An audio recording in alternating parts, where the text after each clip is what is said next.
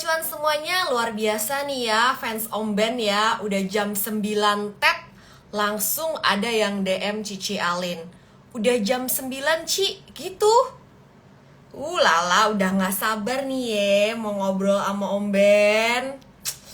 Coba hari ini mana, pasti banyak nih yang cuan meskipun marketnya lagi merah. Coba absen dulu, pada cuan apa tadi?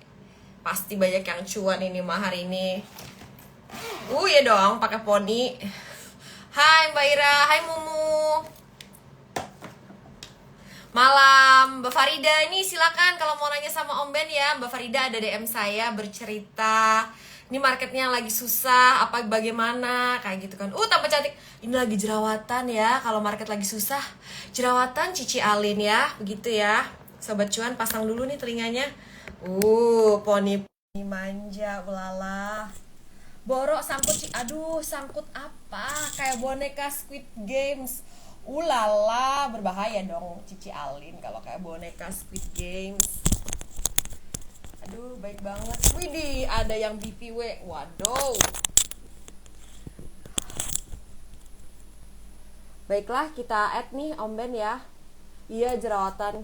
Ya, mikirin market ya. Mood swing soalnya. Iya dong, kita harus ceria ya untuk menghibur sobat cuan semuanya ya. Makanya di sini kita panggil Klinik Tongfang. Kita mau konsul ya, konsul saham, konsul porto. Suara kecil, aduh. Gimana ini cara besarnya? Muka ayah burem sih porto merah. Dalam sedalam hati. Ini rambut asli tuh, masih pakai wig. Oh, terima kasih ya. Ada Kak Michael Yo. Kak Michael Yo hari ini kan janji jam 8 IG live, tapi Kak Michael Yo nggak bisa IG live karena Kak Michael Yo lagi demam. Ya. Kita live tradingnya pakai bye bye fever ya teman-teman, biar ada efek-efek adem-adem healing gitu. Coba Om Ben mana nih? Tadi sudah aku invite. Invite lagi ah. Om Ben, dicariin ini. Unable to join. Aduh, aku padahal gendutan loh maksudnya.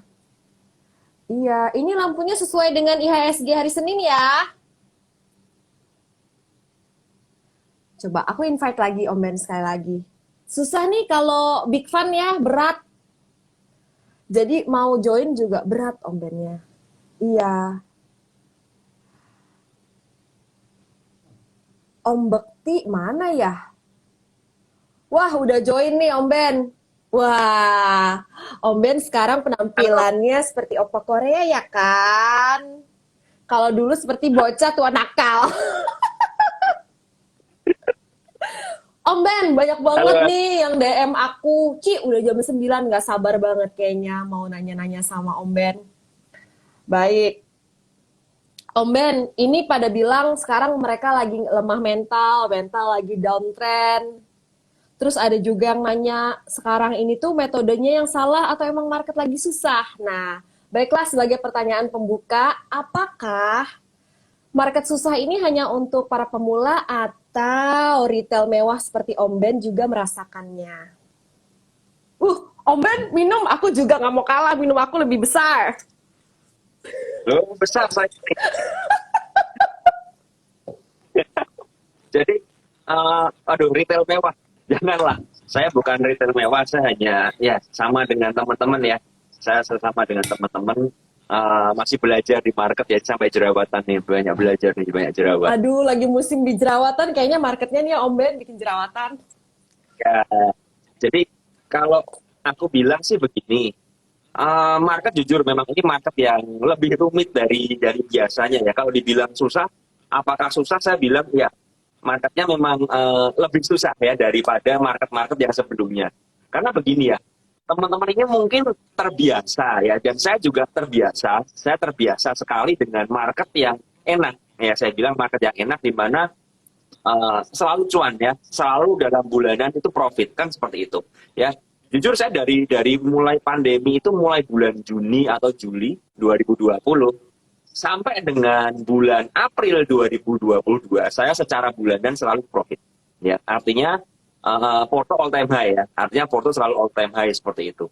Cuman mulai menjelang Mei, nah ini mulai April pun ini sebenarnya profit saya ini nggak banyak sebenarnya, nggak sebanyak biasanya kan. Nah, saya pribadi itu juga kaget, shock ya. Kok market begini ya? Kok market begini ya? Akhirnya Mei saya loss, ya Mei saya loss. Puji Tuhan Juni ini lebih baik daripada Mei ya. Juni ini masih profit seperti itu, cuman profitnya belum bisa nutupin yang lossnya Mei. Nah, itu yang terjadi dan saya apa ya? Saya mencoba menanamkan dalam pikiran saya adalah bahwa kita tuh nggak bisa kontrol market. Kenapa? Kalau kita selalu berpikir kita bisa kontrol market, yang terjadi adalah kita akan down. Karena apa? Kita berasa gagal, ya kan? Padahal kalau kita ngerti marketnya itu memang sedang tidak kondusif ya, tidak kondusif. Itu yang terjadi. Jadi buat teman-teman, saya rasa semua, dan saya juga kemarin sempat ngobrol sama Mas Bekti pun bilang hal yang sama. Marketnya ini memang sedang tidak dalam kondisi yang top perform ya. Jadi bukan trader yang salah, tapi marketnya memang seperti ini. Itu untuk pembukaan itu dulu. Om Ben pura-pura loss ya katanya biar empati. Gitu ya, pura-pura loss aja. Enggak lah, ngapain, kenapa kita harus berpura-pura ya? Orang kalau misalnya pura-pura sakit padahal nggak sakit, kan bukan hal yang bagus ya, seperti itu ya. Kalau kita memang profit, kita pura-pura loss, menurut saya yang dikhawatirkan ya itu kan kayak doa ya. Nah, jangan sampai kita beneran loss, kan itu yang terjadi. Oke. Seperti itu. Om Ben kan bilang, Om Ben ini baru pertama kali terjadi secara bulanan Om Ben loss, yaitu di bulan Mei. Dan memasuki bulan Juni, udah setengah jalan, udah ulang tahun juga, happy birthday Om Ben! Terima kasih. Ini ternyata masih belum BEP ya Om Ben, loss yang bulan Mei, bener nggak Om Ben? Belum BEP. Oke, ini ada yang bertanya Om Ben. Jadi kita tuh malam ini tuh temanya adalah soal balikan. Bagaimana membalikan mental yang downtrend, membalikan uang yang hilang kena cut loss. Oke Om Ben, ini ada yang bertanya. Minggu-minggu ini, kata si Om, CL 100 juta. Targetnya, nah dia maksudnya mau balikin nih Om Ben. Dia menargetkan diri untuk cuan 3 juta sehari. Perhitungan dia bisa loss-nya ini baliknya dalam 34 hari. Ini udah dimulai ya klinik Tongfang Sobat Cuan. Nah dia bertanya, saham seperti apa? Karena dia bukan scalper. Nah, gimana nih Om Ben? Soal membalikan loss, apakah bisa kita timing, kita targetin seperti ini, atau Om Ben rencananya balikin lossnya gimana nih? Ini berarti kita ngomong orang ini bukan scalper ya, berarti swing trader atau investor. Iya, bukan ya? Om Ben. Nah, tapi dia CL. CL-nya gede, 100 juta. Aja kalau market seperti ini, dan berharapnya bentar, kalau sehari 3 juta berarti ini scalper dong. Dia mungkin mau mengembalikannya, iya Om Ben, dengan menargetkan cuan sehari 3 juta. Cuma kita nggak tahu modalnya berapa nih, tapi kayaknya gede sih Om Ben kalau CL aja 100. Ya, tapi kalau memang hitungannya harian berarti ini scalper CL. Iya ya. Gimana seorang swing trader bisa ngitung harian? Kan nggak bisa. Iya, nggak bisa juga. Tapi dia bilang, saya bukan scalper, dia bilang. Mungkin day trading. Mungkin day trading. Mungkin orang ini, ya, mungkin orang ini day trading atau seorang swing trader yang pingin sehari 3 juta. Ya, mungkin berpikirnya seperti itu ya. Apakah mungkin dilakukan? Possible nggak? Sangat possible sekali. Cuman permasalahannya, saham yang kita beli pada saat itu ada momentumnya atau enggak. Kan begitu kan? Kalau misalnya seperti ini ya, contoh, oke. Misal ya, BRMS sebelum nyentuh 300-an, ya, yang kemarin kan sempat 300 tuh, atau 290 something lah. Itu kan sempat dia di 220, 230 ya. 230 adalah area resist penting yang di break sama dia. Saya pribadi ragu untuk masuk, dan saya cukup menyesal waktu itu. Aduh, kenapa gue gak masuk? Padahal BRMS saham yang sangat liquid. Artinya apa? Kita mau HK 50.000 lot aja nggak akan mempengaruhi pasar. Ya kan? Karena super liquid kan. Seandainya saya masuk 50.000 lot di 230 aja, saya berani ya. Waktu itu spekulasi dengan stop loss di 226. Ya kan? Naik ke 290 berarti naik berapa? 60 poin. 60 poin kali 50.000, 300 juta. Bener gak sih? Benar. Seandainya, ya kan, seandainya. Cuman kembali lagi, kita tuh kan nggak ngerti. Yang pertama begini, kenapa saya nggak berani? Mungkin psikologi saya kurang kuat, ya kan? Saya selalu mengajarkan kita harus memperbaiki psikologi, tapi saya pribadi terkadang dalam posisi yang psikologisnya nggak terlalu baik-baik saja. Artinya apa? Untuk masuk ke dalam sebuah saham itu sedikit ragu ya, takutan. Aduh, kok takutnya nanti naik atau enggak? Padahal itu di posisi yang benar-benar penting banget ya. Artinya ketika break kita bisa masuk. Nah, kalau teman-teman bisa menemukan saham-saham seperti itu, profit 3 juta per hari, sangat possible sekali.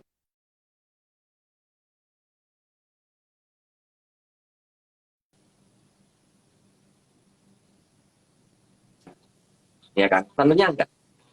Berarti apa? Kalau kita dalam kondisi psikologis yang sedang tidak baik, kemudian kita membuat sebuah target, pertanyaan saya, apakah target itu cukup realistis buat kita, yang dimana kita tidak dalam keadaan baik-baik saja? Ya, itu pertanyaannya kan. Contoh seperti ini. Misalnya, kita seorang pelari, ya, pelari. Kemudian kita kesleo, ya, kena engkelnya. Apakah kita masih bisa berlari? Kan pertanyaan seperti itu. Mungkin masih bisa, tapi apakah kita dalam kondisi yang cukup ideal atau prima untuk mengikuti perlombaan? Kan enggak. Nah, menurut saya, kalau kita dalam keadaan loss, ya, kita membuat target untuk mengembalikan, itu adalah sebuah kesalahan besar.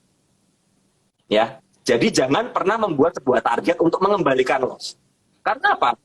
Target ini akan malah membebani kita, bikin kita beban. Udah terluka, Saya kemarin beban bulan lagi ya? Ya, udah terluka dan tidak terbeban. Artinya kita semakin tidak bisa maksimal. Saya jujur ya, saya bulan lalu itu loss terbesar saya sepanjang saya trading, sepanjang masuk ke dalam bursa di tahun 2017 sampai sekarang. Itu loss terbesar saya. Ya, saya cukup loss. Kalau teman-teman lihat saya bakar HRV, ini udah jauh dari HRV. Ya, udah bakarnya udah nggak ngerti, dan saya tidak mau mengingat-ingatnya, dalam arti saya sampai ditanya beberapa teman, Om Ben bakar Pajero. Lebih.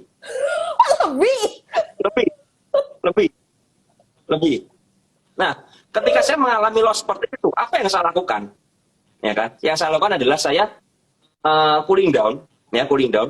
Kemudian saya mulai mengurangi porsi trading saya.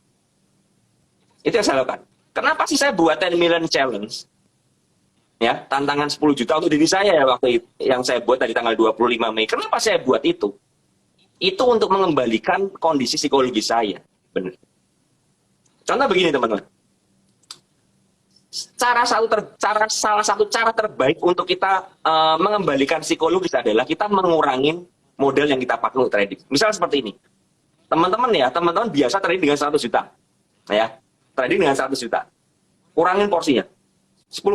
Teman-teman tradinglah dengan 10 juta. Saya sendiri merasakan ya, ketika saya terbiasa bermain dalam jumlah yang di atas 1M, kemudian saya bermain dalam 10 juta. Ya, mau beli mau sell itu kayak, mohon maaf ya, saya di sini saya tidak merendahkan uang 10 juta ya, tapi ketika kita bisa bermain dengan 1M lebih, kita bermain dengan 10 juta, rasanya nggak kerasa, beneran. Mau loss ya sudah. Artinya apa? Saya bisa membuat sebuah trading plan, sebuah sistem, di mana sistem ini bisa saya lakukan tanpa saya terganggu psikologisnya. Ya, teman-teman di sini biasanya banyak nih yang sudah mahir ya, analisa bisa, bikin trading plan bisa, tapi yang aku ini belum bisa. Karena apa? Terkadang FOMO, terkadang greedy, ya, terkadang fear, ya. Jadi terganggu ya, mulai terganggu karena apa? Psikologis. Jadi plan yang udah kita buat ini rusak gara-gara apa? Kita sering menginterupsinya. Nah, ketika teman-teman yang tadi saya bilang ya, misalnya teman-teman dengan 100 juta, teman-teman tadi dengan 5 juta. Ya kan? Yang kita lakukan apa? Kita ini sebenarnya lagi ngerem diri supaya kita nggak agresif di market yang susah. Itu yang pertama. Yang kedua, kita mengembalikan kepercayaan diri kita untuk melakukan plan yang udah kita buat.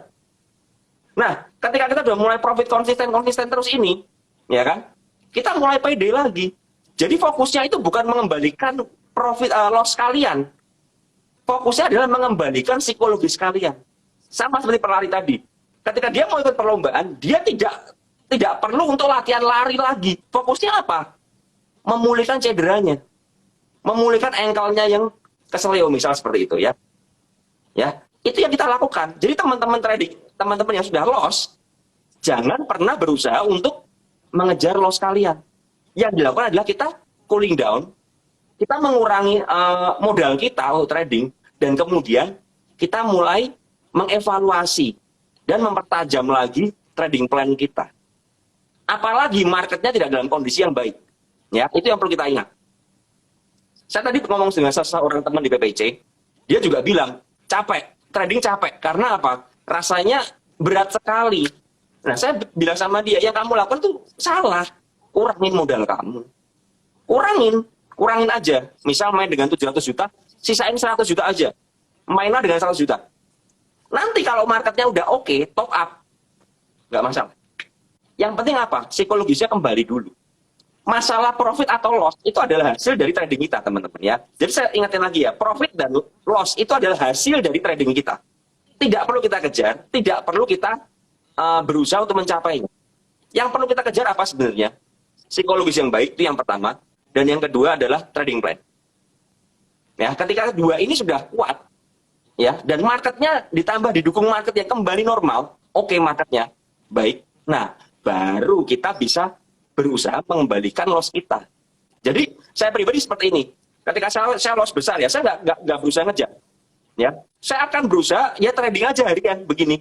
Tadi hari ini saya dapat BP, oke lumayan lah dapat BP, saya masuk lumayan. Ya, dapat cuan seperti itu, oke dapat cuan. Besok trading apa lagi dapat cuan. Ya udah gitu-gitu aja.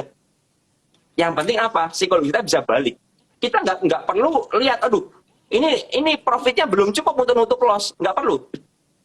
Nanti loss itu akan tertutup dengan sendirinya ketika market membaik dengan sendirinya. Ya, jadi menurut saya itu yang perlu kita lakukan. Kalau kalian membuat target, itu akan membebani kalian dan malah membuat kalian loss. Karena ingatlah, kita trading di market yang tidak baik-baik saja.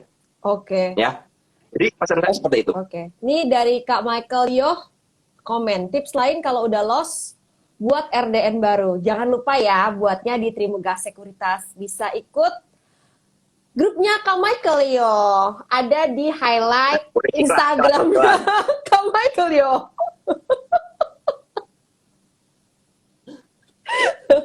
Oke, jadi intinya adalah pulihin psikologis dulu ya, fokusnya ya Om Ben. Kita nggak usah mikirin balikin uangnya dulu untuk masa-masa sekarang, apalagi marketnya lagi susah kayak gitu. Oke, baiklah kalau begitu. Nah, Om Ben, ini ada juga pertanyaan. Bagaimana kita bisa evaluasi? Jadi kan kalau marketnya susah begini, mungkin samar-samar ya Om Ben, ini trading kita yang salah, sistemnya, cara kita trading yang salah, atau emang marketnya lagi susah, atau ini justru bagus gitu, jadi ajang untuk apa ya, penggojlokan Kawah Chandra di muka itu. Kita lolos nggak Squid Game yang ini gitu. Ya, menurut saya ini adalah ujian ya, ujian buat kita begini ya. Bagaimana kita bisa menjaga psikologis kita supaya kita nggak agresif dalam trading, ya kan? Udah profit nih, hari ini udah profit misalnya, masih agresif terus, ya kan? Beberapa di app saya, Om Ben, saya sesi 1 udah cuan nih, hilang di sesi 2, gara-gara keguyur apa dan lain sebagainya. Bagaimana cara mengendalikan supaya saya itu nggak pengen trading terus ya, teman-teman bisa kontrol diri sendiri aja. Saya pribadi ya, dalam akun 10 juta saya boleh bangga sedikit ya. Di akun 10 juta saya itu winning rate-nya di atas 90%. Karena apa? Karena saya mencoba untuk tidak over trade. Saya kalau nggak nemu saham yang oke, saya nggak akan masuk beneran. Saya hanya akan masuk ketika saya nemu. Dan mungkin di akun saya ini hanya trading di pagi hari, jelang-jelang akhir sesi. Itu yang saya lakukan. Yang saya selalu seperti itu. Tujuannya apa? Kalau nggak mantap, saya nggak akan masuk. Ya.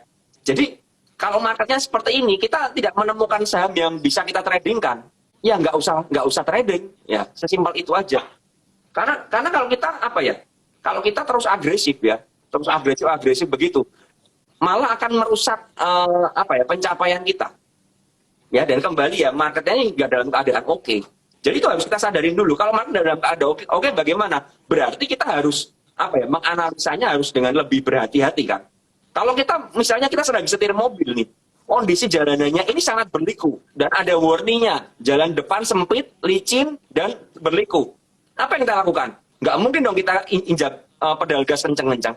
Yang kita lakukan apa? Kita akan mengurangi speed. Sama, kita trading di market yang sedang berliku, ya, yang jalurnya sempit, ya, yang berbahaya, salah nyemplung jurang. Yang kita lakukan adalah kita akan harus berhati-hati, kita harus menginjak pedal rem. Artinya apa? Jangan terlalu overtrade, jangan terlalu agresif.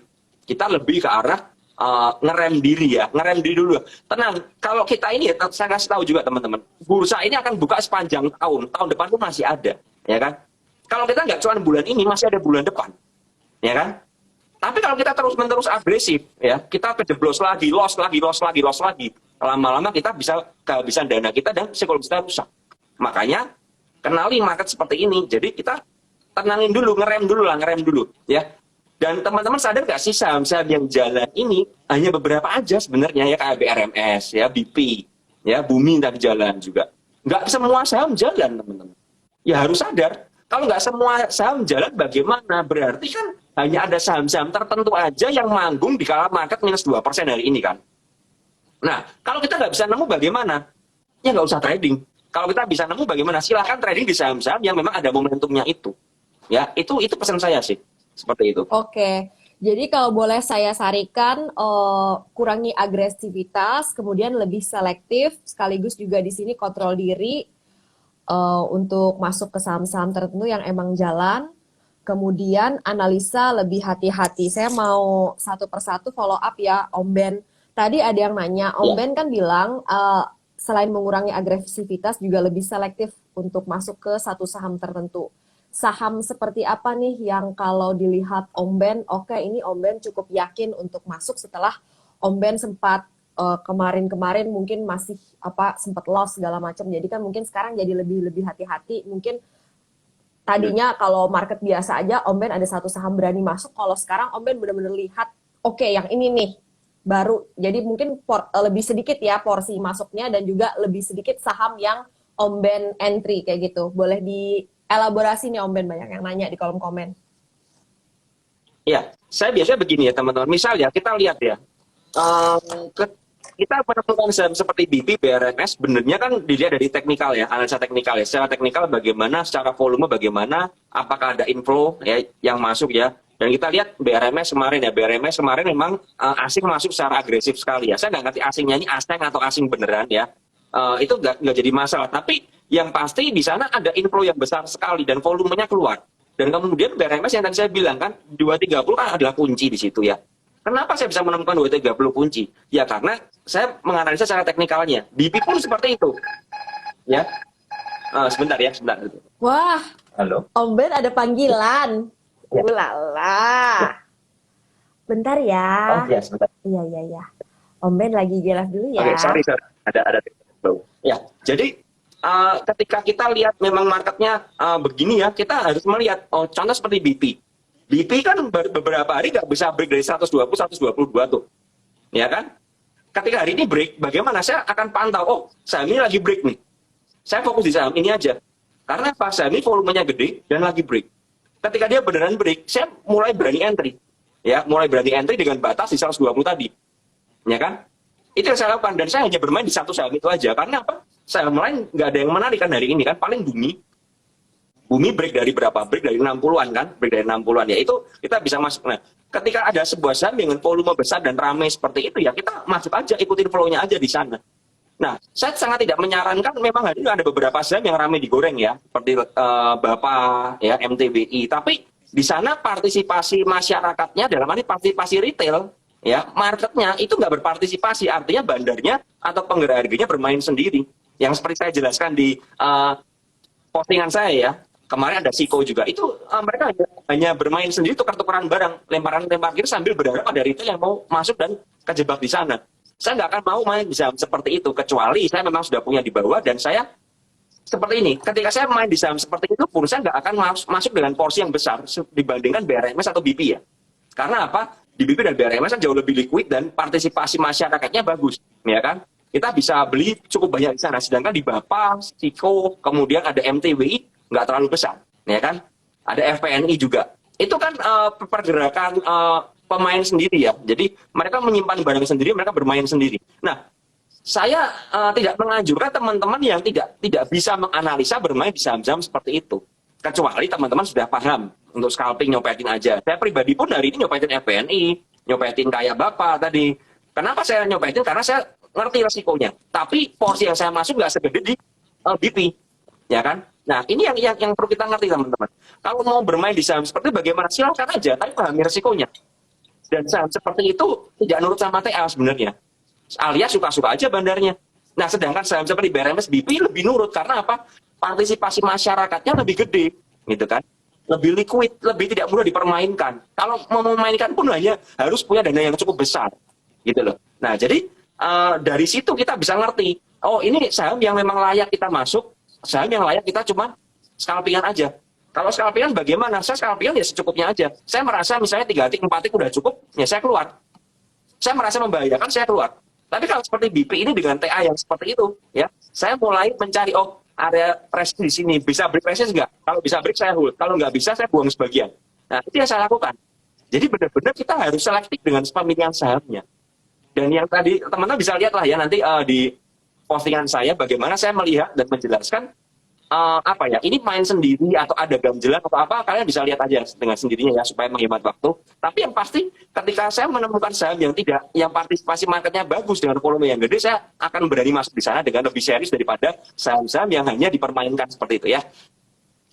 Oke, Om Ben, jadi saya ringkaskan, Om Ben lihat saham-saham yang secara teknikal bagus, kemudian ada volume, dan ada inflow asing, serta ada partisipasi market. Berarti ini maksudnya lot di bid dan offernya gede-gede ya Om Ben?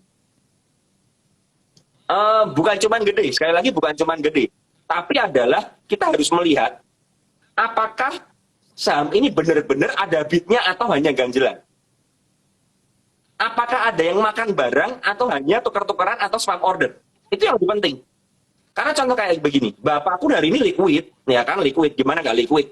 Ya memang tidak segede BP, tapi cukup liquid. Artinya apa? Bid overnya pun diisi puluhan ribu lot, ya kan 20.000. Artinya kita masuk 10.000 pun sebenarnya bisa.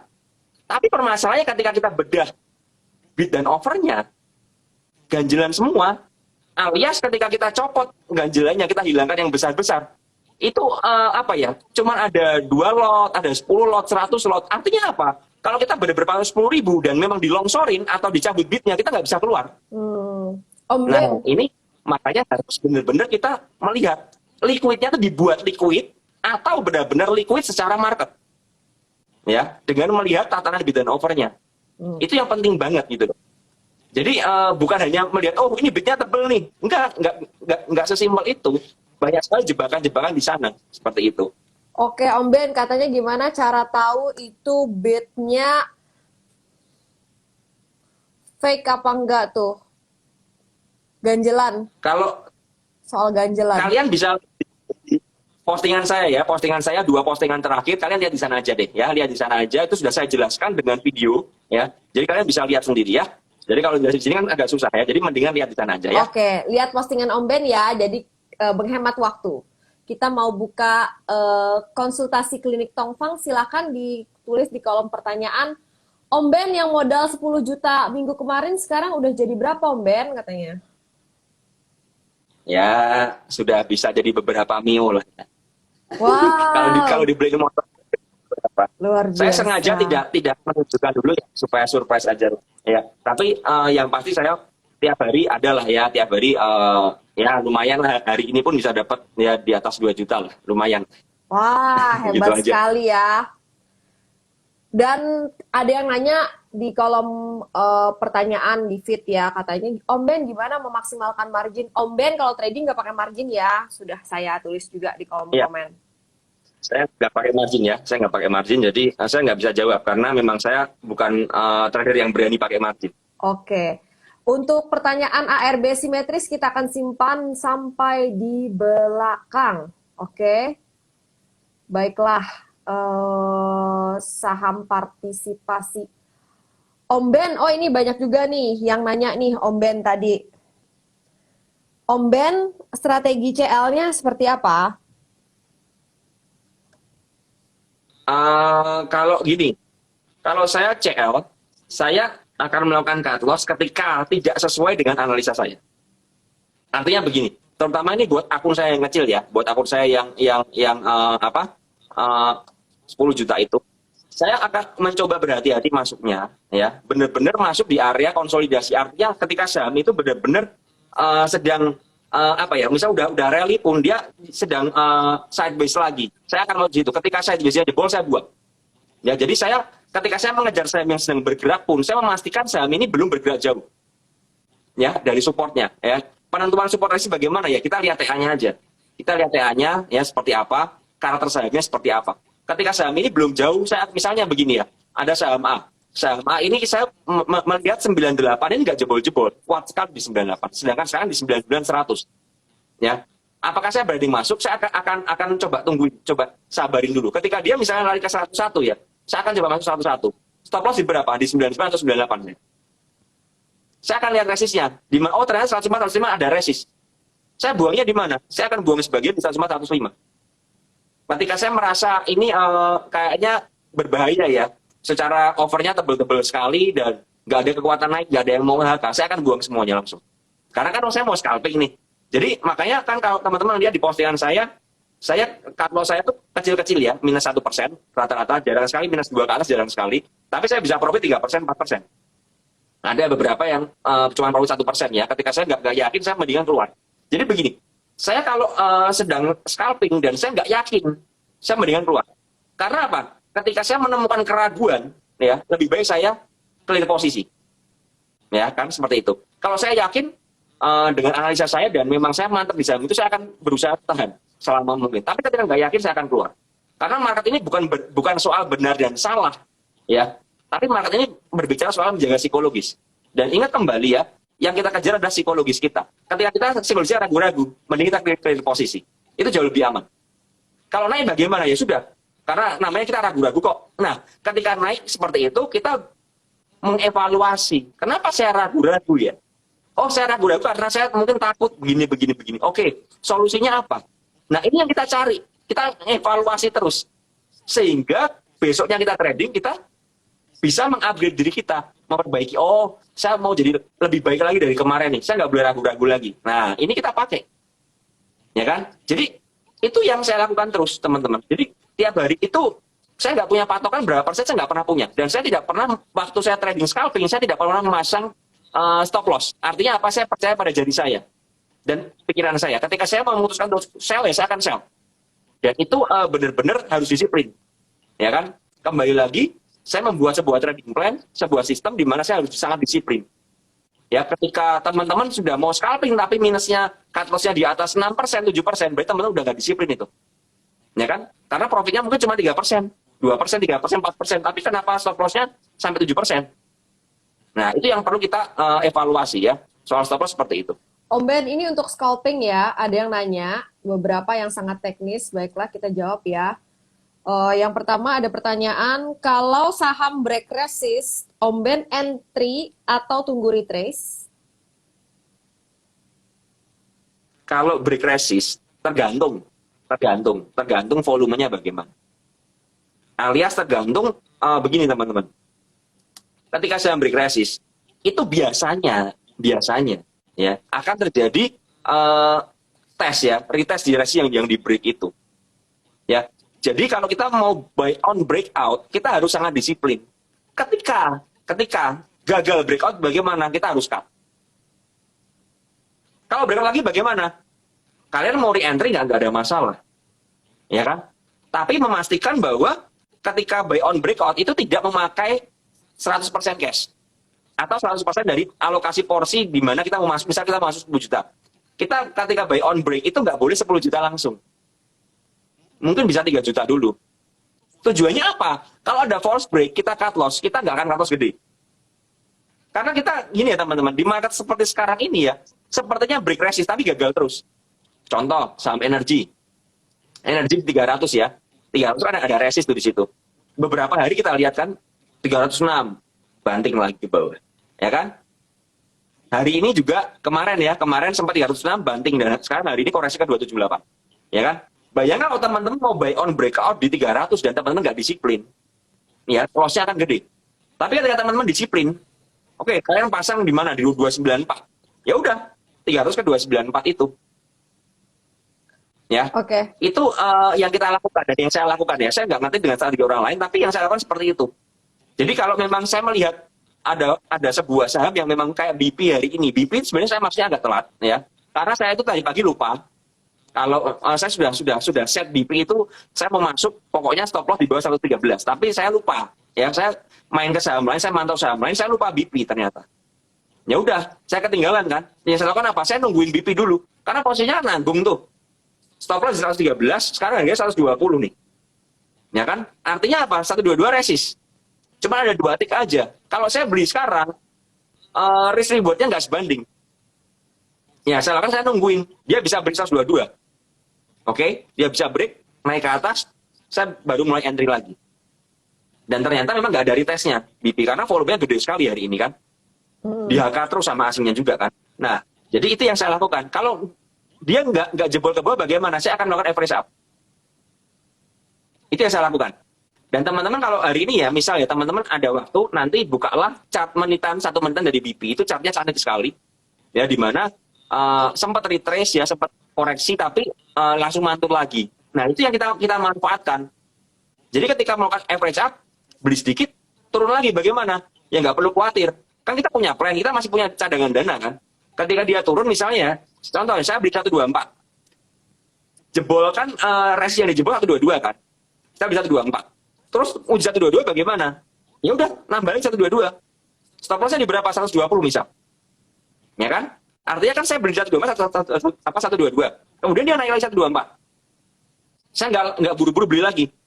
Saya tunggu lagi. Dia naik ke 125, 126. Kemudian turun ke 124 lagi. Saya lihat 124, oh kuat ya. Nah, saya baru melakukan pembelian di sana. Artinya apa? Kita mengatur bagaimana memanage pembelian kita ini. Nggak asal nubruk aja. Oh naik tabrak, enggak gitu caranya. Kalau naik tabrak turun sedikit cut loss, ya kita dikerjain melulu karena kan kalau chartnya BP kan tadi seperti itu, naik ke atas banting bawah, naik ke atas banting bawah kan seperti itu. Tapi banting bawahnya nggak jebol daripada area-area yang di break sama dia. Ya kita melakukan average up-nya di situ. Perlahan seperti itu. Itu strategi saya ya. Oke, berarti Om Ben saat ngomong resisten sama support, tadi juga ada yang nanya ini time frame 1 menitan berarti ya? Karena untuk scalping. Iya, betul. Om Ben melihat chart 1 menitnya di mana katanya? Apakah di app tradingnya atau buka trading view atau gimana Om Ben?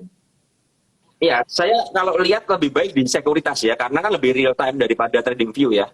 Jadi lebih baik lihat di situ. Tapi untuk melihat misalnya ya, misal historical ke belakangnya boleh pakai trading view, nggak ada masalah. Tapi kalau memang lihat di secara menitan yang real time ya kita lihat di sekuritas masing-masing kan seperti itu. Cuman begini ya teman-teman ya, tidak semua saham itu benar-benar breaknya benar-benar bagus ya. Kembali lagi seperti itu. Makanya kan saya lihat yang saya kejar di BP sebenarnya hari ini saya masuk BP misal di 124 tadi. Saya lihat ini mau kemana BP? Oh arahnya ke sini. Dia bisa jebol arah resist berikutnya ya 127 atau 130 misalnya. Dan dia nggak turun dijagain terus nih. Nah, itu membuat saya memutuskan yang sebenarnya tadi mau scalping, akhirnya saya hold. Dan saya tadi sudah buang BP di area 150. Saya udah buang separuh barang saya di 150, saya masih punya separuh. Saya diemin dulu. Karena apa? Hari ini breaknya kencang sekali. Apakah besoknya lanjut? Saya nggak ngerti. Tapi yang saya tahu, saya mencoba mengamankan sebagian profit saya. Udah aman separuh kan. Paling nggak ya mengurangin profit. Tapi kan saya nggak loss. Nah itu yang saya lakukan. Dan saya misalnya BP ini dibanting ke bawah, dibanting sampai 143, 142 dan nggak mantul ya, mungkin saya akan buang. Jadi itu yang saya lakukan ya. Jadi benar-benar kita ini apa ya, pintar-pintaran ya, lebih cerdas dan lebih berhati-hati. Kalau teman-teman mau scalpingan di BP silahkan, nggak ada masalah. Tapi saya memang di BP ini punya plan. Waktu tadi masuk, ketika dia break dari 122, saya coba hold. Ya, karena polanya ini saya lihat bagus. Lihat polanya bagus dari mana? Karena power buy-nya gede sekali. Artinya apa? Sempat diguyur, offernya tebel. Ya, offernya dicabut, DHK lagi ke atas. Nah, itu yang membuat saya yakin, oh ini BP hari ini kok cukup kencang ya. Tapi untuk berpikir apakah arah atau enggak, saya nggak berpikir arah karena saham-saham seperti DIBI dan BRMS itu jarang sekali arah kan. Cuman memang dengan power yang sebegitu gede, saya percaya banget upside-nya bisa lumayan ya, dan ternyata lumayan banget ya. Saya bisa jual di 150 kan hari ini, separuh seperti itu. Iya, TradingView itu telat kecuali kalian berbayar ya. Berbayar itu baru nggak Berbayar pun telat. itu ada delaynya sedikit ya. Delay dikitnya. Berbayar pun itu nggak serial time yang punya sekuritas seperti itu. Oh, lihat volumenya juga bisa di chart sekuritas ya teman-teman. Oke, Ya. itu tadi Om Ben sudah menjawab dengan sangat teknis pertanyaan teman-teman semua. Terima kasih Om Ben. Kemudian ada yang nanya juga nih Om Ben. Om Ben, tadi kalau misalnya kita udah punya plan, langsung CL saat itu juga begitu ke break atau nungguin closingan Om Ben? Saya nggak pernah nunggu closingan. Saya untuk scalping saya nggak pernah nunggu. Oke. Ya, dalam arti kecuali untuk swing ya. Kalau swing beda. Kalau scalping saya nggak pernah nunggu. Ketika jebol saya keluar. Nanti kalau saya mau masuk lagi ya saya coba. Saya hari ini ada satu saham ya, satu saham. Saya itu mencoba trading 2 kali di sana. Ya tapi gagal ya. Loss 2 kali dan saya memutuskan udahlah saya ganti saham saya yang lain aja daripada saya berusaha penasaran dan saya mau balas dendam, saya mendingan nyingkir ke saham yang lain dan ya puji Tuhan saya ganti saham lain malah profit ya kan seperti itu. Jadi saya benar-benar kalau saya mau mencoba saya membatasi diri. Mau coba berapa kali ini di saham ini? Sekali, 2 kali, 3 kali harus ada batasan cukupnya. Ketika saya berkata udah ini udah gak bisa profit saya akan pindah ke saham lain. Oke. Itu yang saya lakukan ya. Iya. Om Ben mentalnya bagus ya, berarti nyobanya sampai 2 kali loh. Kalau saya biasanya sekali nggak ngefek udah langsung cari yang lain deh. Oke, Om Ben, ini misalnya di market yang seperti ini tadi, kalau misalnya kita memang masih baru kayak gitu, tradingnya juga masih belepotan dalam artian kayak gitu, belum mantep banget. Tadi kan misalnya kita evaluasi diri nih, gimana cara evaluasinya? Apa dari transaksi kita yang udah selesai, kita lihat lagi kita loss gedenya di mana, atau kepentoknya di mana, atau gimana sih caranya nih, Om Ben? Ya, kalau saya lihatnya begini ya. Jadi dari hasilnya ya. Misalnya hari ini saya lossnya di mana? Oh di saham A. Saya akan cari kenapa saya loss di saham A. Ya, saya akan coba lihat di chart menitanya. Mungkin di saat saya masuk tuh di harga berapa. Kemudian volumenya bagaimana. Ya, saya akan coba lihat. Oh ternyata saya salah. Di sini memang harusnya ini area resist. Ya, kenapa saya masuk di sini? Makanya saya cut loss kan seperti itu. Atau udah disupport nih, tapi saham ini memang cukup volatile. Artinya oh berarti saya memang memasang area buy-nya ini kurang lebar. Nah, ini yang jadi evaluasi saya ke depannya. Jadi dari situ saya bisa menghafalkan per sahamnya, teman-teman. Oh, saham A ini memang tipikalnya volatile. Tipikalnya seperti ini. Oh, saham B ini memang dia bikin jarum-jarum terus nih chartnya. Area supportnya tapi di area tertentu, misalnya di area 150. Contoh MTBI. MTBI, teman-teman banyak yang nanya, kenapa saya bisa masuk di 151? Kalau teman-teman buka chartnya, dia jarang sekali turun di bawah 150. Itu saya mencoba spekulasi buy di sana dan saya nungguin karena saham ini sering dimainkan kan. Saya memang sengaja ya saya menyiapkan sejumlah dana di sana. Saya masuk. Ketika saya masuk pun saya masuknya kecil-kecil supaya apa? Nggak ketahuan. Ya, nyusup kan. Jadi saya masuk kecil-kecil dan saya sabar ngantri. Saya nungguin tuh 3 hari 4 hari, tapi terbayar karena sekali taking profit 20%. Ya kan? Nah, ketika bergerak ya udah tungguin aja dia mau naik mau apa. Waktu itu sempat MTBI naik ke 160, saya belum jual. Sampai 168 pun saya belum jual. Ya, karena saya mengerti ini belum dimainin oleh yang biasanya main sebenarnya. Ya udah biarin aja. Karena hanya pemanasan aja dan bener ketika udah turun dia nggak turun dari 157. Ya ketahan di situ. Itu sebenarnya area untuk buy lagi. Cuman karena saya sudah memutuskan saya cuma cukup uang sekian aja ya udah saya nggak nambah lagi. Nah akhirnya saya jual di 179, tertingginya 189 atau 188 atau saya lupa kemarin. Ya udah biarin aja. Ya biarin aja. Menurut saya sudah cukup lah. Saya mencoba menanamkan dalam diri saya perasaan cukup ya. Cukup udah cukup ya. Sudah cukup. Jadi udah profit sudah cukup. Jadi saya ya dapat 20% nyopet. Ya lumayan kan nyopet 20% kan. Karena biasanya kecil-kecil ini nyopet 20%. Itu yang saya lakukan. Jadi benar-benar saya mulai mengenali persahamnya bagaimana. Nah, ini yang penting banget untuk teman-teman belajar ya. Dan itu membutuhkan waktu ya. Seperti itu. Iya. Oh iya, aku mau sharing nih. Om Ben tuh hebat banget sih. Maksudnya benar-benar kalau udah apa ya, disiplin dan boleh dikata nggak pakai perasaan ya. Misalnya waktu itu Om Ben cerita ya. Jadi pernah nggak sengaja, bukan nggak sengaja ya. Om Ben kan tradingnya kayaknya di saat yang bersamaan tuh ada banyak saham gitu ya. Ada saham Om Ben yang kekunci ARB pas lagi nggak dilihat. Nah itu kan beberapa hari kena ARB ya Om Ben. Begitu kebuka itu Om Ben langsung Hmm. buang loh instantly. Padahal biasanya kalau kita ARB-nya kebuka kan kayak masih kuat nih, mantul nih sampai mana. Dan memang saham yang di cut loss Om Ben seketika itu semuanya itu masih mantul loh hari itu dan kenceng loh mantulnya. Tapi Om Ben ya udah kayak udah CL aja gitu. Padahal tuh gede loh ya. Itu hebat sih Om Ben Iya, sih. ya karena begini kalau kalau kita terus apa ya tidak memakai perasaan kita, alias kita berharap terus ya. Yang terjadi adalah pertanyaannya begini, kan saya nggak pernah ngerti saham ini naik atau enggak ke depannya.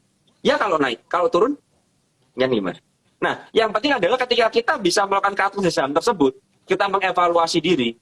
Nah, kita bisa belajar at least. Oh, besok lagi saya nggak mau seperti ini. Dan kita mendapatkan tambahan uang kan dari hasil cut lossan kita. Dan ini yang kita pakai untuk apa? Untuk belajar ke depannya. Untuk trading lagi ke depannya. Itu kalau saya nggak melakukan cut loss di saat itu, belum tentu juga sahamnya bakal naik lagi. Ya kan? Karena sekali lagi saya punya saham itu sangat banyak ya waktu itu ya. Saya cut loss sangat banyak sekali. Ya saya ngeguyur siapa saya nggak ngerti. Ya, nah, yang terima barang saya kan harus menaikkan lagi. Kalau saya dia nggak saya guyur, mungkin dia nggak perlu naikin lagi kan. Nah kan seperti itu. Kan nggak ada yang pernah mengerti. Itu kan hukum sebab akibat ya. Yang penting sekarang saya psikologis aman, saya dapat cash lagi, itu cukup buat saya. Untuk urusan yang lain ya udah biarin aja. Saya seperti itu sih. Saya tidak pernah mikirin yang aduh ini masih naik masih apa udah biarin aja. Karena apa? Yang bisa saya kontrol adalah perasaan saya, psikologi saya. Ketika saya udah cut loss itu saya lebih lega, psikologi saya lebih tenang. Ya itu cukup buat saya ya untuk menjalani market besoknya kan seperti itu. Oke. Om Ben, nah mungkin di saat market seperti ini ada banyak teman-teman yang bertanya-tanya, apakah ini gaya yang saya pilih ini salah atau memang saya yang tidak bisa menjalankannya? Contohnya yang lagi belajar scalping jadi bertanya-tanya, apakah memang scalping bukan untuk saya dan saya harus ganti cara swing atau justru yang misalnya scalping berujung banyak banget fake breakout, fake breakdown sampai akhirnya CL terus dan bertanya-tanya jangan-jangan swing lebih cocok atau justru swing banyak pola-pola yang tadinya bagus jadi patah. Mungkin aku harusnya scalping atau kayak gimana sih Om Ben nih? Menurut Om Ben gimana nih? Ya, jadi begini. Apakah scalping itu cocok buat saya atau enggak? Itu teman-teman harus mengerti. Karena begini. Kalau teman-teman belajar scalping di saat market susah, ya kan? Dan teman-teman berekspektasi teman-teman profit, kalau loss itu gagal, itu tidak fair menurut saya. Karena apa? Kita harus ngerti marketnya memang susah. Ya, saham-saham yang bergerak itu hanya itu aja kan? Karena tidak ada saham yang benar-benar apa ya rame. Marketnya cenderung sepi. Yang rame cuma saham tertentu aja. Jadi kalau teman-teman berharap cari scalping berat atau enggak di market yang susah itu dan berharap adalah hasil profit, itu menurut saya salah. Yang benar adalah ketika kalian melakukan scalping ini kalian gimana perasaan kalian? Apa kalian bisa cukup tenang, ya kan? Ataukah kalian malah deg-degan, nggak bisa tidur, ya kan? Kalau nggak bisa tidur biasanya apa? Maksudnya kebanyakan. Solusinya apa? Kurangin duitnya, ya kan? Kalau mau belajar scalping, saya lagi ya, misal seperti ini, teman-teman biasa mengelola main 10 juta, ya. Coba scalping bagaimana? Pakai 1 juta aja. Pakai aja 1 juta. Tujuannya apa? Ngerasain feel-nya. Nah, setelah kalian coba 1 bulan, 2 bulan, itu baru bisa nemu cocok atau enggak. Jangan baru beberapa hari bilang nggak cocok, nggak bisa. Ya kan, nggak bisa. Karena yang namanya apa ya, kita tes itu, ini adalah market. Sama begini, teman-teman ya, teman-teman membuka sebuah usaha. Sebelum membuka usaha, teman-teman melakukan tes pasar. Misalnya teman-teman usaha pisang goreng, ya kan, pisang goreng. Kalian bikin sebuah pisang goreng, kemudian kalian bagiin ke teman-teman kalian. Cobain dong nih, aku pisang goreng enak enggak? Gimana responnya? Oh, ada bilang yang enak, ada bilang nggak enak, ada yang bilang enak, ada yang bilang terlalu lembek, ada yang bilang terlalu keras, misal seperti itu. Ada yang bilang kemanisan, ada yang bilang pas. Nah, dari situ kan kalian dapat inputan. Apa yang kalian lakukan? Apakah kalian merasa gagal? Enggak dong. Kalian mencoba lagi kan? Tes lagi. Bagiin lagi. Nah, itu kan membutuhkan waktu, teman-teman. Jadi kalau belajar trading, belajar scalping cuma seminggu, ya 2 minggu, dan bilang gagal, nggak cocok ya, kurang lama nyobanya, saya bilang. Karena membutuhkan waktu. Di mana kita ini harus cocok atau enggak? Cocoknya dari mana? Kalau kita pekerja kantor ya nggak mungkin scalping dong. Kan seperti itu. Kalau kita memang full time trader atau kita memang pekerjaannya di rumah ya, pekerjaan di rumah hanya ada waktu tertentu untuk misalnya meeting dengan WFH ya, work from home aja, kita bisa mungkin ya tradingnya. Nah, cuman masalahnya kalau kita memang sudah mulai ada kesibukan, kita harus close posisi. Nah, ini yang penting. Jadi kita benar-benar harus ngerti. Kalau close posisi ini belum profit bagaimana? Lebih baik close. Mungkin BEP atau loss kecil daripada kalian tinggal dan loss besar. Kalau arah bagaimana? Ya bukan berkat kalian. Itu yang benar-benar harus apa ya? Tertanam dalam mindset kita. Oke. Ada dari seorang teman, dia mau pergi tadi siang. Dia bilang sama saya, waduh saya dapat FPNI nih, di harga 470-an.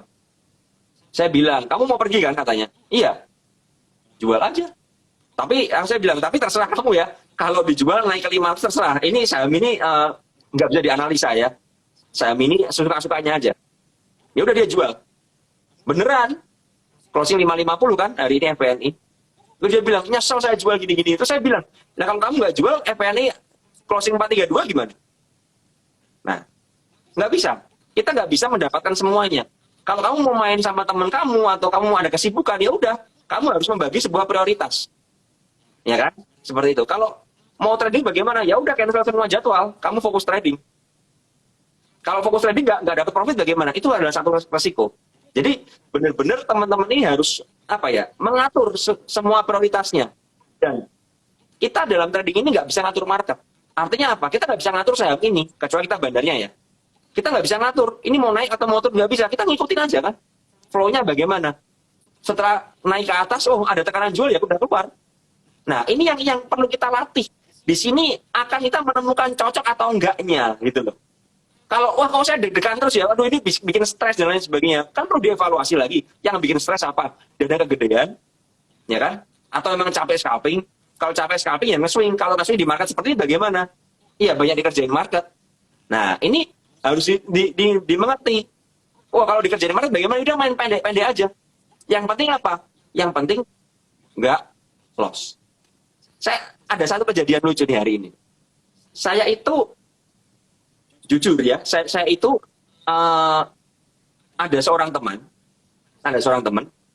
Tadi dia bilang sama saya, dia itu hari ini nggak trading. Dia ikut kompetisi Mire. Dia bilang sama saya, dia nggak trading hari ini. Dia tuh peringkat kemarin tuh peringkat 70. Hari ini nggak trading dia. Hari ini dia peringkat 60. Jadi naik peringkatnya. Yang pada trading banyak loss dong. Nah, yang trading loss kan? Nah, itu pelajarannya apa? Kalau marketnya susah, nggak trading adalah profit. Dia terbukti, teman saya ini. Dia nunjukin saya. Dia peringkat 70, hari ini nggak beli apa-apa, dan dia tidak punya barang apa-apa. Naik peringkatnya. Coba bagaimana? Artinya apa? Yang lain loss semua. Dia naik 10 level, yang lain loss semua. Bagus kan? Artinya apa? Tidak melulu kita harus trading tiap hari berarti kan. Kalau marketnya susah atau kita memang sedang dalam kesibukan ya nggak usah trading. Itu adalah salah satu yang baik juga buat kita gitu. Iya. Ini penting untuk kita tanamkan dalam pikiran kita ya. Iya. Seperti itu. Mengurangi donasi ke market ya Om Ben. Betul. Berarti kurangin ambisinya nih kalau marketnya lagi begini, lagi susah, kurangin ambisinya ya. Yang penting kita membersamai market tapi mungkin nggak usah kayak ambisi banget lah, mau balikin loss lah, mau profit berapa lah, begitu kali ya Om Ben. Iya. Bener. Jadi gini deh. Teman-teman itu apa ya? Mungkin terbiasa ya yang saya tadi bilang ya, bulan-bulan lalu enak harus trading terus ya kan, makanya sekarang susah kalau nggak trading stres ya. Kalau kalian harus mengerti di market yang susah harus pintar-pintar injak pedal rem ya. Karena kalau ngegas terus akan masuk jurang kali. Itu penting banget sih menurut saya. Karena apa ya? Kalau kalian terus agresif ya, marketnya begini agresif terus, kalian bisa kehilangan semua profit kalian yang kalian dapat sebelumnya. Saya jujur kenapa ketika melakukan cut loss yang tadi saya bilang cut loss besar, sebenarnya saya belum loss dari Januari, masih ada profit. Ya saya memang jujur ya, mungkin berkurang sekitar 40% dari profit yang saya dapat, ya 40 atau 50%. Tapi ya sudah. Kalau saya terusin bagaimana dengan kondisi seperti dengan tidak mengevaluasi, bisa habis loh beneran profit saya. Ya kan? Jadi anggap aja dari Januari sampai sekarang saya udah profit, cuman memang kagerus 40 sampai 50%, ya sudah. At least masih profit kan. Nah, ini yang perlu kita tanamkan dalam mindset, juga menanamkan dalam mindset saya. Jadi benar-benar market susah seperti ini, kita mengevaluasi semua trading plan kita mulai nggak agresif lagi, kita mulai mengatur ulang ya, manage ulang supaya apa? Kita trading ini adalah perjalanan yang panjang. Ya kan saya bilang trading ini bukan cuma setahun 2 tahun. Saya ingin trading ini bisa panjang. Ya mungkin seumur hidup saya bisa trading. Itu yang saya ingin. Saya masih bisa bertahan ya untuk bisa menghasilkan uang di market itu terus bertahan ya. Entah nanti akan jadi investor atau yang lain itu beda urusan ketika mungkin bertambah usia. Tapi yang pasti saya long lasting di trading karena saya mengerti di market ini potensi masih besar. Tinggal bagaimana kita ini pintar-pintar mengatur diri, ya, menempatkan diri di market. Itu aja yang penting menurut saya. Oke. Om Ben, perlu ada perubahan strategi nggak sih? Misalnya nih contohnya, saya setelah melakukan evaluasi atas transaksi saya, di mana loss-loss besar terjadi, itu ternyata saya banyak loss pada saat saya mencoba trading buy on breakout. Saya ganti, saya jadi buy on weakness. Apakah ini perlu dilakukan atau sebenarnya tidak? Perlu menurut saya. Kalau marketnya susah, buy on breakout itu berpotensi ada false breakout, ya, karena marketnya susah, tidak didukung oleh market. Kalau buy on weakness jauh lebih aman, karena apa? Kita lebih sabar nungguin. Mungkin kalau buy on weakness ini lebih nunggu lama.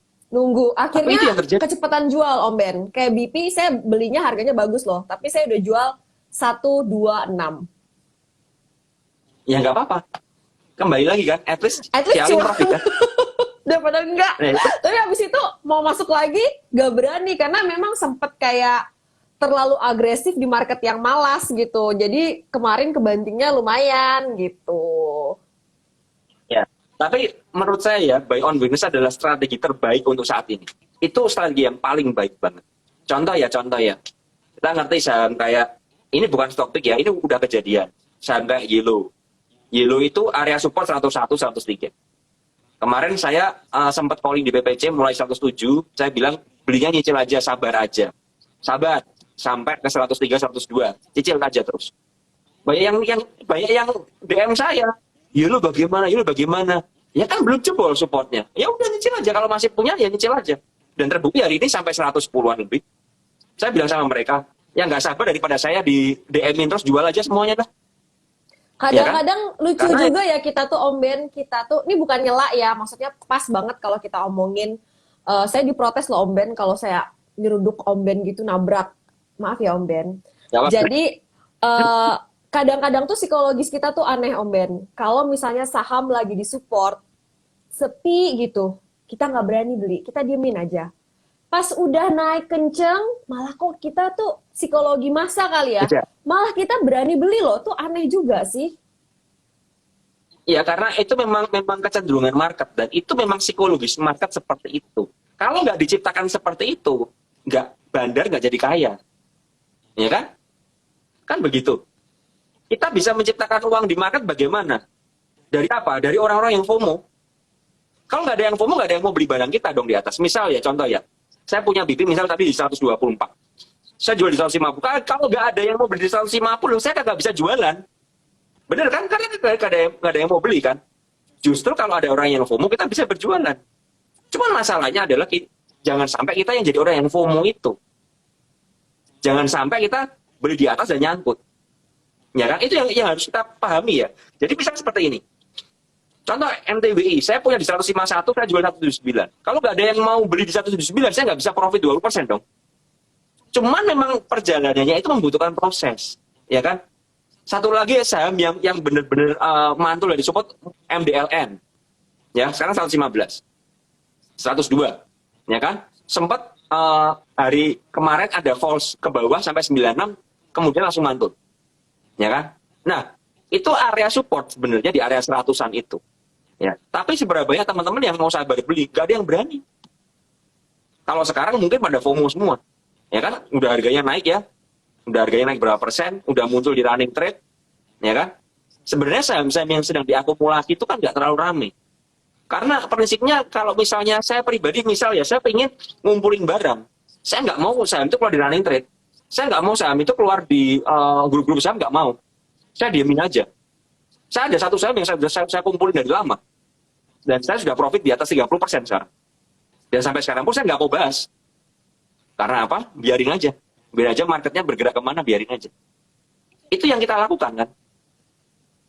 Kalau sudah mulai muncul pembahasan yang rame-rame, ya bisa aja masih bisa naik, tapi masih bisa turun lagi. Dan itu yang perlu kita pahami di situ. Makanya apa ya, psikologis. Makanya penting kita punya trading plan. Kalau tadi yang Charlie ngomong ya, apakah buy on breakout itu versus buy on weakness bagaimana? Kalau saya di mana seperti ini lebih milih buy on weakness. Cuman buy on weakness ini memiliki kelemahan. Apa? Menunggu. Sabar menunggu. Tapi kalau sampai jalan, dapatnya jackpot. Itu yang terjadi. Jadi benar-benar sabar nungguin. Saya tuh kemarin juga ada satu saham. Hari ini breakout. Kencang kemana-mana. Nungguinnya gimana? Ya pegel. Udah beli, tinggal, ya kan? Ngantri nyicil, tinggal. Ya, ngantri ke bawah, tinggal. Karena saya mengerti di area itu area support, ya. Dan jarang sekali di breakdown. Saya melihat IHSG minus pun dia nggak kemana-mana. Artinya memang itu area support. Ya udah saya beli tinggal. Closingnya ditarik, ya kan? Hari ini manggung. Ya sudah, biarin aja. Apakah saya beli lagi? Enggak. Tungguin aja dulu. Karena saya melihat saat ini ada akumulasi yang bagus sekali, ya. Dan memang mungkin akan ada sesuatu ke depannya. Karena ada akumulasi yang konsisten sekali selama beberapa hari. Ya saya beli lagi. Saya tungguin aja, biar turun dulu. Biar ngusilin retail-retail, ya. Biar orang bosan lagi, ngumpulin lagi di bawah. Dan hari ini pun ketika dibanding ke bawah masih dikumpulin juga. Ya sudah. Ya saya kumpulin lagi nanti. Itu prinsipnya. Nah itu yang harus kita amati. Cara tahunya bagaimana? Ya kita belajar. Kita belajar bagaimana melihat broker summary, bagaimana sell TA. Kemudian mengimplementasikan ke dalam sistem trading yang cocok buat kita. Kita tuh cocok yang mana? Apakah saya orang yang nggak sabaran? Apakah saya orang yang lebih bersabar menunggu? Seperti itu. Saya itu ternyata ya, di grup PPC saya itu ada yang punya BP di harga 90 Mas ya. Dia nge-hold mungkin berapa bulan? 4 bulan atau berapa? Karena kan itu Lumayan, ada cuaca. masanya BP rame, abis itu sepi banget kan, downtrend pas Betul. sebelum libur lebaran apa sesudah libur lebaran. Saya ingat saya pernah CLBP. Ya akhirnya sekarang lewatin harga saya CL, ya udah, emang begitulah namanya juga trading. Ya. Makanya kan kembali ke stylenya. Style teman saya ini, dia memang swing sejati. Sabarnya luar biasa. Kalau suruh nungguin saham, bulanan pun ditungguin sama dia. Selama memang trennya masih bagus. Tapi ya itu, sekali dapat jackpot. Nah dibandingkan saya yang tiap hari keluar masuk, saya nggak sabar. Nah itu yang ya plus minus ya. Jadi kita nggak bisa semua dapat semuanya teman-teman. Ada plus dan minus, ada yang cocok, ada yang cocok. Nah tergantung kita menemukan yang tadi saya bilang formula yang pas buat kita, yang membuat kita nyaman tuh dalam trading. Itu aja sih. Oke. Om Ben ada pertanyaan bagus nih. Gimana kita tahu itu kita buy on weakness atau catch a falling knife? Nah, buy on weakness sama catch falling knife itu beda. Nangkap pisau jatuh itu sahamnya downtrend. Sahamnya jelas downtrend. Ya. Biasanya nangkap pisau jatuh itu sahamnya itu belum ada di area konsolidasi. Atau belum tergeletak, saya bilang pisaunya begitu. Kalau buy on weakness yang menurut saya yang tepat adalah ketika kita menemukan sebuah area ya yang dimana dia itu biasanya mantul di sana. Alias ada apa? Ada batasannya. Kalau nangkap pisau jatuh, kita nggak punya batasan. Menurut saya, feeling saya ini sudah murah saham ini. Nah, itu salah. Lihat dulu supportnya di mana. Turunnya pakai volume atau enggak. Buy on weakness itu penurunan tanpa volume. Bukan saham ARB ya. Sahamnya turun, tapi nggak pakai volume. Volumenya kecil-kecil. Kecil tapi nggak turun ke bawah ya. Dalam arti kalau nggak turun ke bawah, kalau misalnya gini, sebuah saham yang ARB itu nggak ada volumenya. Karena apa? Nggak ada yang mau beli. Nggak ada transaksi. Ya. Yang saya maksud begini, ketika saham itu turun, dia turunnya perlahan, tapi nggak jebol support. Artinya sepi transaksinya. Tapi nggak kemana-mana itu. Misal Contoh ya, di harga 90 terus selama beberapa 90, itu kita bisa ngomong buy on weakness di situ. Oke. Alias tuh buy on support, itu area supportnya. Jadi kita harus ngerti dulu, kalau nangkap pisau jatuh, namanya aja pisau jatuh, berarti pisaunya masih bergerak dong. Nah, ya kan? Masih bergerak dong. Ya tungguin aja. Lebih tepatnya kita memungut pisau yang di bawah. Oke, Kan buy seperti on itu. weakness memungut pisau yang di bawah Sudah, sudah tergeletak. betul, Oke. sudah terjadi. Nah, ini nih, itu kadang-kadang tuh kita tuh suka salah ya, maksudnya buy on weakness, akhirnya jadinya buy on falling knife atau buy on downtrend. Saya tuh banyak dapet DM teman-teman yang nahanin saham downtrend itu, soalnya kita nggak tahu loh dia ndelosornya sampai mana, karena dia belum bikin base. Dan base pun juga Ya, masih betul. ada kemungkinan dia, maksudnya kan base kita nggak tahu dia base-nya naik ke atas atau ke bawah. Kadang-kadang dia ke bawah dulu tapi false ternyata. Dia untuk naik kita udah cut loss, wah base-nya udah dijebol nih, kita cut loss, ternyata dia baru naik lagi. Memang itulah mungkin seninya ya, seni selisih di market. Ya, itu yang membuat sebenarnya market ada warnanya di situ, ada keasikannya ya. Ketika kita bisa bisa mencoba mencari sesuatu, menemukan kasarannya emas yang dibuang di tong sampah, kan begitu. Ya, menemukan emas yang ada di tong sampah. Ya, orang ngebuang semua, udah panik sell semua, itu udah panik ya. Kemudian, aduh ini udah menarik nih, kita beli. Kemudian kita jual ketika orang sudah mau beli lagi.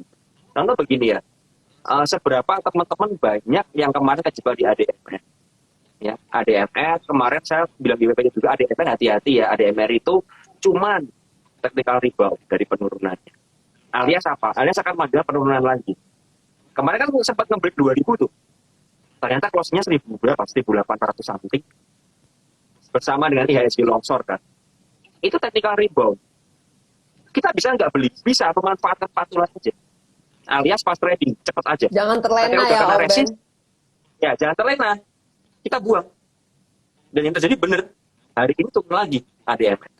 Seiring dengan market yang memburuk hari ini ya. Jadi ini benar-benar, kalau ada sebuah saham ya, ada sebuah saham yang memang menurut saya anomali begini. Marketnya turun, tapi sahamnya kagak turun. Marketnya hari ini minus 2%, tapi sahamnya ya turunnya cuma minus 2%, atau kuning, atau bahkan naik. Nah ini saham yang menurut saya layak dipantau, teman-teman. Layak dipertimbangkan untuk beli saham ini. Tapi dianalisa lagi, apakah kenaikannya benar-benar murni dari market, ataukah ada yang ngumpulin, ya kan di situ kan. Karena tidak semua ketika saham IHSG anjlok ya. Ada beberapa saham itu yang kuat, karena apa? Yang pertama mungkin partisipasi retail belum banyak di sana.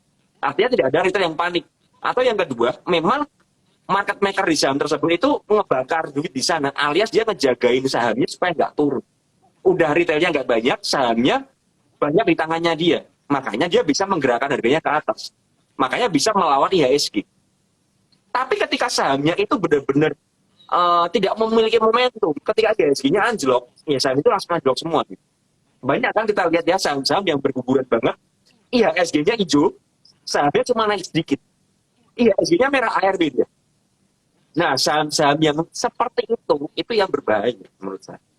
Ya, berarti memang saham ini kita harus pantau apakah trennya sudah turun ataukah reversal dari naik ke turun. Nah, ini yang perlu kita lihat. Kalau sebuah saham reversal dari naik ke turun, contoh misalkan ADMR atau ESA, ya ini berbahaya sekali, gitu loh. Karena apa? Ya saham yang seperti ini akan membuat kita nyangkut pada akhirnya kan. Nah, mendingan kita mencari saham-saham yang memang bisa ada melawan IHSG. Contoh, saya kasih contoh aja. Saham blue chip ya, ini kan, nggak bisa digoreng kan. Saham Pegas. Saham Pegas kemarin dia turun, ketika turun 1715, ya, dia turun dengan akumulasi. Asing beli terus. IHSG-nya di gap up. Kemarin dia naik kenceng gila-gilaan kan. Hari ini IHSG minus 2%, dia sempat turun. Tapi ditarik naik juga. Tadi pagi turun, tapi buangannya kecil. Sangat kecil sekali buangan asingnya. Dan akhir sesi ditarik lagi dan asing baik-baik. Dan akhirnya closing di 1.800. Nah, saham-saham yang seperti ini yang perlu kita ngerti. Oh, ini ada saham-saham nih. Kalau kalian nggak suka gorengan, ya cari saham-saham big caps yang seperti ini, yang ada akumulasinya. Yang kelihatan memang lagi ada akumulasi yang masif ya dan konsisten. Nah, itu yang kita bisa manfaatkan. Nah, ketika kita nemu saham seperti itu, kalau IHSG-nya turun, sahamnya turun, tapi masih ada akumulasi, kita malah seneng. Karena apa? Kita dapat barang diskon.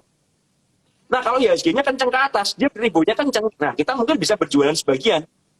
Nah, itu kan yang penting untuk kita ketahui ya. Jadi tidak melulu apa ya, penurunan IHSG ini petaka buat kita, enggak. Petaka iya, petaka jika kita memiliki saham-saham yang tidak dalam posisi yang sangat bagus untuk uptrend. Tapi sangat berkah untuk saham-saham kita mau ngumpulin barang yang lagi uptrend, yang lagi di akum, kita dapat diskonan. Nah, ini yang memang seninya di situ ya, seni menemukannya di situ. Wah, menarik banget nih, Om Ben. Kita udah lewat 1 jam sebenarnya, tapi masih belum dipotong sama Instagram sih ya. Nanti akan saya save karena saya yakin teman-teman di sini lebih memperhatikan komen ya, terdistraksi pastinya ya, dan nanti bisa mendapatkan sari-sari ilmu dari Om Ben setelah menonton ulang. Kita akan upload di YouTube dan juga akan di-save di Instagram Story ini. Ada 2 pertanyaan lagi. Om Ben banyak yang nanya tadi. Om Ben sebenarnya udah punya wishlist dari malam hari atau baru pagi hari, cepet lihat berita apa segala macam, atau pas market lagi jalan, Om Ben baru punya trading ideas.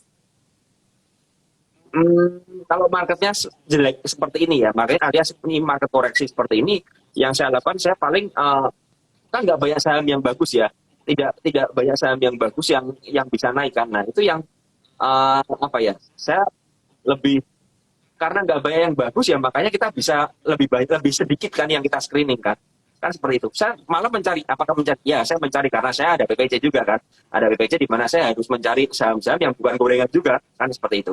Tapi kalau untuk yang gorengan biasanya saya mencari di hari ini, misalnya di hari ini ada saham yang naik nih seperti ini ya, oh naik ya, saham A naik misalnya.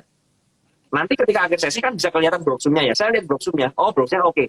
PA-nya bagaimana? Oh, oke. Ya udah, masuk dalam pantauan saya. Saya catat ya. Saya reminder di kertas seperti, oh saham A ini menarik untuk besok dengan area support sekian. Itu kalau teman-teman mau kebantu, bisa teman-teman bikin catatan kecil, tulis aja di situ. Ya, itu sangat membantu kita. Jadi besok ketika nggak ada ide, ya kita bisa lihat nih saham yang kita pantau ini gimana hari ini. Oh, ini kok turun ya? Kok di area support, tapi kok volumenya kecil. Nah, kita bisa memilih untuk misalnya kita buy. Ya. Tapi kalau memang saya lagi malas ya, makanya lagi jelek sekali, nggak ada ide, ya udah. Nggak usah screening apa-apa. Besoknya aja. Kita lihat besok lah. Jadi kan apalagi kan saya memang tipikalnya lebih ke arah swing pendek ya, atau fast trading aja. Jadi ya itu yang saya lakukan. Tapi kalau memang benar-benar mau cari saham swing yang lagi potensi ya bisa, misalnya kita lihat di top gainer atau apa, atau top frekuensi, top volume, kita lihat satu persatu mana yang oke ya, seperti itu ya. Nah, ini ada yang bilang kan terkadang malam sering besoknya bisa beda. Iya, saya juga ketawa lihat komennya, tapi itu nyata ya, itu terjadi memang. Iya, benar. Tapi Karena kalau apa? emang Kita nggak direspon punya market, namanya, ya udah ya berarti Om Ben ya. Sorry ini bukan nyela ya betul. teman-teman, kadang-kadang ada lagging koneksi juga. Pada galak banget kalau saya nyelak Ya, dikit, Kak Alin jangan dipotong. Jangan galak-galak dong pemirsa. Lanjut Om Ben. ya. Jadi benar. Dan biasanya kita udah screening malam, tapi besoknya kita nggak pernah pakai apa yang kita screening. Walaupun sahamnya bagus. Karena kita lebih tertarik dengan yang namanya running trade. Alias kita nggak punya sebuah sistem trading. Kita nggak melakukan trading plan yang udah kita buat. Kalau kalian setiap hari begitu ya, saya cuma satu, kagak usah screening malam-malam buat apa. Capek-capekin badan, ya kan? Tapi nggak pernah dilakuin besoknya. Ya kan seperti itu. Kalau kalian memang udah screening ya, pastiin kalian lihat hasil screeningan kalian dong. Supaya apa tujuannya? Bisa mengevaluasi, ya kan? Kalau kalian nggak pernah melakukan evaluasi seperti itu, kan nggak akan lebih pintar daripada kalian yang kemarin, kan seperti itu. Kalau kalian screening, oh cocok nih, jalan dari ini, ada kepuasan kan? Waduh, ternyata apa yang saya lakukan ini nggak salah nih, ya. Jadi benar-benar teman-teman harus apa ya? Backtest ya kasarannya ya. Apakah yang kita lakukan screening ini benar atau enggak, ya kan? Apakah kita asal screening, apakah ada metode yang perlu kita perbaiki? Ya, itu penting sekali sih. Oke. Begitu. Screening ujungannya besok paginya lihat RTI Top Gainers. Nah, jadi percuma kalau udah screening begitu tapi nggak pernah dilihat screeningannya fokus ke running trade atau dengerin temen ngomong apa atau pom-pom atau apa, percuma lah. Iya, atau lihat grup, berubah pikiran. Ya, begitu ya teman-teman. Baiklah, Om Ben, pertanyaan terakhir. Om Ben waktu itu sempat ngerasain nggak ARB simetris? Oh, sempat ya. Ini kan banyak sekali yang juga nanya ya, Iya. apakah gimana ARB simetris? Ya, menurut saya petaka buat teman-teman yang nggak disiplin. Itu petaka sekali. Apalagi tidak disiplin dan bermain di saham gorengan. Ya, ini pacar yang bubuhun. Saya ngakak. Ya, jadi buat saya pribadi, kembali ya, kita nggak bisa mengatur regulasi di market. Ya, regulasinya mau bilang apa ya kita ikut aja. Ya, paling kita harus mengadjust ya, karena bandar pun juga akan mengadjust cara main mereka ya, dengan jam trading yang diperpanjang ya. Ini berarti kembali ke zaman saya dulu pertama kali trading kan, di mana jam 9 sampai jam 12, kemudian break sampai setengah 2, kemudian selesai jam 4 sore. Kemudian arah ARB simetris ya. Kalau arah di saham di bawah 200, ARB 35% minus arahnya 35% ya. Kemudian saham IPO juga pembukaan pertama boleh 2 kali lipat dari arah yang berlaku. Misal di bawah 200 berarti bisa langsung arah 70%. Ya, ini bisa plus bisa minus. Kita bisa memanfaatkan. Contoh seperti ini. Plusnya apa? Kita memiliki range yang sangat lebar. Artinya potensi kita cuan lebih lebar lagi. Ya kan? Saya dulu pernah dapat saham A ya, begitu ya. Saham itu ARB. ARB-nya minus 35%. Ya, minus 35. Tapi waktu itu saya lihat kok, dan ada broker summary waktu itu jujur aja. Ketika ARB di bawah itu ada bandar yang beli. Dikumpulin pelan-pelan di ARB. Saya waktu itu iseng spekulasi beli. Ya, spekulasi beli. Ternyata saham itu ditarik. Dan closingnya arah. Coba bayangin, minus 35%, closing plus 35%. Itu berarti di atas 70% loh teman-teman. Bisa dapat saham bagger dalam 1 hari. Ya kan? Itu plusnya. Minusnya, celakanya buat para arah hunter yang nggak disiplin, saham dari arah bisa ARB. Arah 35% bisa ARB minus 35%. Kalau kalian nyimpen, nggak cut loss, langsung minus 70%. Ya, lebih bahkan. Jadi plus dan minus. Makanya saya bilang, di market yang nanti akan berubah lagi, kita harus menyesuaikan, kita harus mengadjust. Dimana tetap nomor satu adalah kedisiplinan. Dan buat yang suka FOMO asal ikut-ikutan, ya itu ajang bandar ngebantai kalian. Kalau ngebantai beneran loh. Ya kan yang tadi dibilang, plus 35 sampai minus 35. Oh. Ya kan seperti itu. Plus 25 sampai minus 25. Ya. Jadi, pinter-pinter kita mengadjust ya. Buat saya pribadi, market akan lebih atraktif harusnya. Ya, dengan range yang sangat lebar seperti itu. Dan plusnya lagi apa? Nggak ada, jarang sekali ada ARB kekunci, berjilid-jilid. Sekarang kan ya, sekali ARB kan ARB langsung 6 kali kan. Karena ARB minus 7%. Ya kan? Kalau 6 kali berarti kan minus 42% kira-kira. Kan seperti itu. Tapi kalau ARB-nya langsung minus 35, mungkin ARB 2. Saya jarang sekali menemukan ya, kecuali market crash ya. Saya jarang sekali menemukan ada sebuah saham yang ARB berjilid ketika ARB simetris. Kecuali saham itu benar-benar lagi didam sama bandarnya. Ya. Makanya dulu kalau masih ingat ada saham Mami, dari harga 270 balik ke 50 itu cuma butuh waktu 1 minggu. Karena tiap hari ARB. Dan ARB-nya kan 25, minus 25, minus 25, minus 35, minus 35, sampai 50. Nah itu yang nggak disiplin, itu benar-benar nangis darah di situ. Tapi buat orang yang disiplin, ya kita bisa memanfaatkan range yang lebar seperti itu. Ya, jadi benar-benar teman-teman ini harus mengadjust ya, harus mengadjust kembali. Saya pun harus mengadjust kembali sistem tradingnya bagaimana. Ketika mungkin dibuka barusan ya, saya akan mulai trading dengan dana yang lebih kecil sedikit. Karena apa? Kita sedang dalam masa transisi, di mana dulu kita bisa lihat Broksum, sekarang nggak bisa. Ya kan? Apalagi nanti ke depannya katanya domestik sama foreign mau ditutup juga. Ya artinya kita benar-benar buta kan, kita nggak ngerti yang beli ini foreign atau yang beli domestik. Jadi benar-benar kita harus mengadjust terus. Apakah ini fair buat kita? Ada yang nanya sama saya tadi.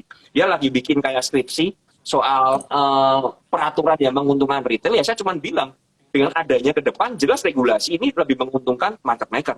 Jelas sekali. Karena yang berkepentingan di sana lebih banyak daripada retail. Dan ingat sekali, retail ini adalah bagian dari rantai makanan yang paling rendah.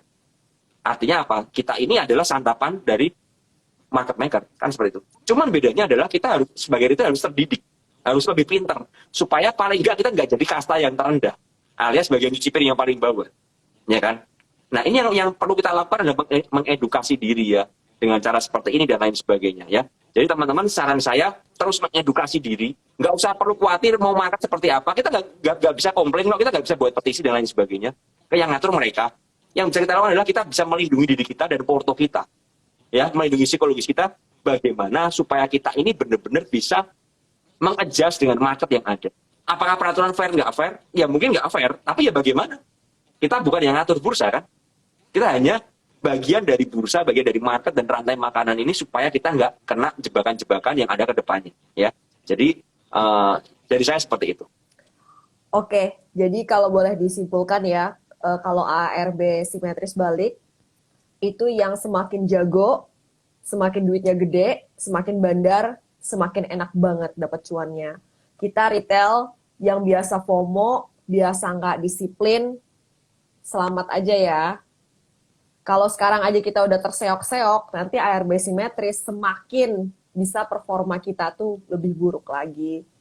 Jadi mungkin juga akan ada pergeseran kalau sekarang banyak angkatan udara ngejar harga di atas, mungkin nanti akan banyak angkatan laut ya. Kayak gitu, jadi mainnya yang low risk kayak gitu. Dan kalau saya pribadi, saya akan kurangin banget fast trading atau day trading, saya akan mau ke investing more. Itu strategi persiapan saya. Mungkin sudah bisa dilihat dari konten-konten saya sekarang lebih banyak soal investasi. Ya pokoknya sesuaikan aja dengan style teman-teman lah ya. Nggak usah ikut yang gimana kita cocok ya, gimana kita mantap di sana, kita perdalam di situ aja. Saran saya seperti itu aja sih. Iya, atau angkatan darat kayak gitu ya. Silahkan teman-teman mau adaptasi kayak gimana, tapi bener banget yang tadi dibilang Om Ben ya. Jadi yang bisa untung di ARB simetris adalah orang yang bisa trading tanpa perasaan. Dan gimana sih kita bisa trading tanpa perasaan? Itu berarti uang yang kita tradingin itu jumlahnya nggak terlalu gede buat kita. Jadi kalau kita cut loss, kita nggak akan konversi itu, cut loss aku harusnya bisa beli ini ya. Cut loss aku bisa beli, karena itu uang nggak ada berasa apa-apa buat kita. Jadi kalau itu cuan kita untung, seneng. Tapi kalau kita harus cut loss ya udah kita bisa lakukan itu tanpa terlalu banyak pemikiran. Oke. Betul Betul nggak gitu Om Ben? Penuh perasaan banget Eke kayaknya ya. Soalnya sekarang itu masalahnya ARB simetris tapi broximnya ditutup, ya kan? Gitu. Ya, jadi betul, lebih betul. menantang Sobat Cuan. Begitu. Terima kasih Om Ben, pesan-pesan tadi banyak yang memuji Om Ben, sekarang makin tampan. Udah punya penata personal stylist ya Om Ben ya, kalau kayak gitu ya.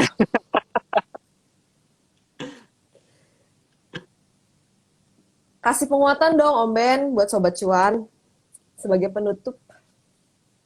Ya, sebagai penutup seperti biasa teman-teman apa ya? Kendalikan diri. Saran saya kendalikan diri karena ini kita sedang ada di dunia yang tidak baik-baik saja juga ya.